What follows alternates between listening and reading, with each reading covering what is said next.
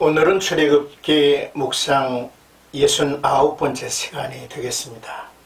출애굽기 26장 15절에서 30절까지 성막의 널판이라는 주제입니다. 성막의 휘장 2개와 덮개 2개를 만드는 방법을 말씀을 하셨죠.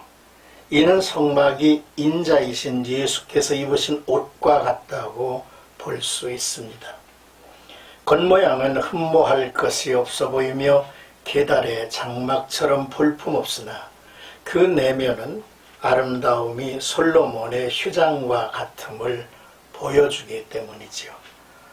오늘 본문은 그 휴장과 덮개를 덮기만 하면 성막이 되는 널판, 곧 기둥을 세우는 방법을 명하셨습니다. 먼저 15절에서 25절까지는 널판을 만들어 세우라 라는 내용입니다. 성막의 본체를 이루는 널판을 만들어 세우고 그곳에 휘장을 치면 성막이 되죠. 이 널판은 성막의 다른 도구들처럼 아카시아 나무인 조각목으로 만들었습니다. 성막의 남쪽과 북쪽 벽을 각각 20개의 널판 기둥을 이어놓으면 그 널판이 벽이 되도록 만들었습니다. 서쪽은 6개의 기둥을 이어 만들었고 양쪽에 기둥이 하나씩 추가되어 모서리를 보호하게 했죠. 성막 3면은 총 48개의 기둥으로 이루어져 있습니다. 각 기둥은 은으로 만든 받침대 2개로 받쳐집니다.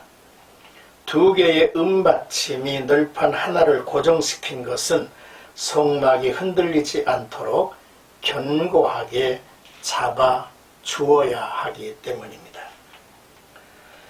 모세 곁에 동역자 아론과 훌이 양편에 있어 모세의 기도가 해가 질 때까지 이어져 아말렉을 이긴 것을 연상케 하는 그림이지요. 이제 26절에서 29절까지는 너는 조각목으로 띠를 만들어라 라는 내용입니다. 기둥을 연결하여 세우기 위해서는 횡으로 연결해야 했습니다. 이처럼 기둥을 횡으로 연결하여 든든하게 고정시키기 위해서 긴 장대 모양의 띠를 만들었죠. 성막의 막힌 세면을 5개씩 총 15개의 띠와 그 중 하나는 널판들의 가운데를 끼울 중간띠를 만들어 사용하라 했습니다.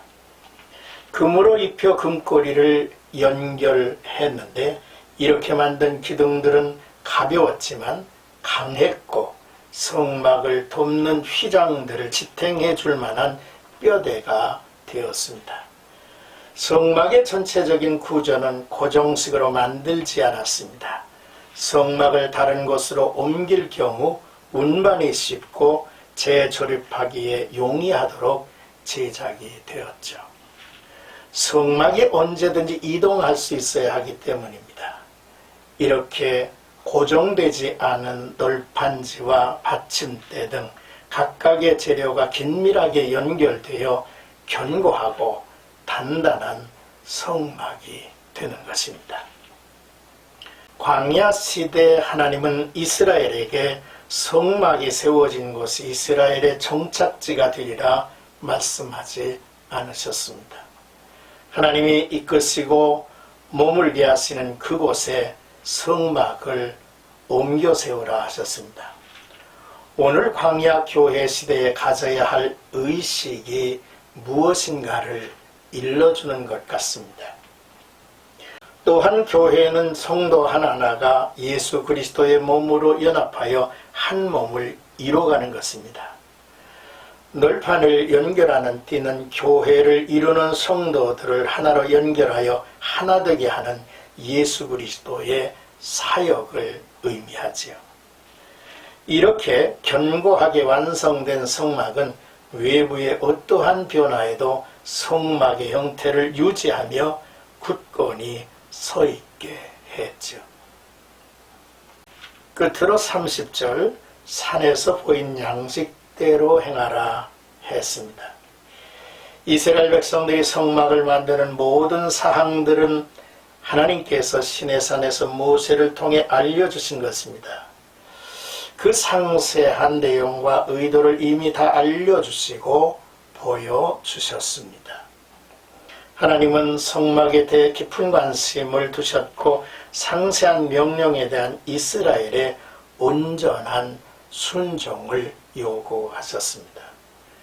이처럼 성막이 하나님의 말씀대로 그 방법대로 만들어져야 한다는 것을 반복적으로 이야기하고 계심을 주목해야 합니다.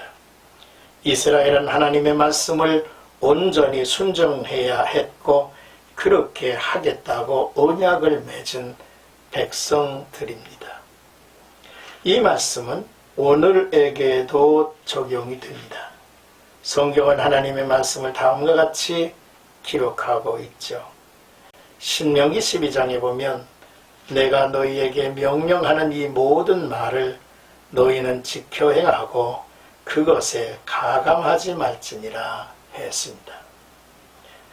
민수기 22장 18절에 보면 발람이 발락의 신하들에게 대답하여 이르되 발락이 그 집에 가득한 은금을 내게 줄지라도 내가 능히 여호와 내 하나님의 말씀을 어겨 덜하거나 더하지 못하겠노라고 고백을 했습니다.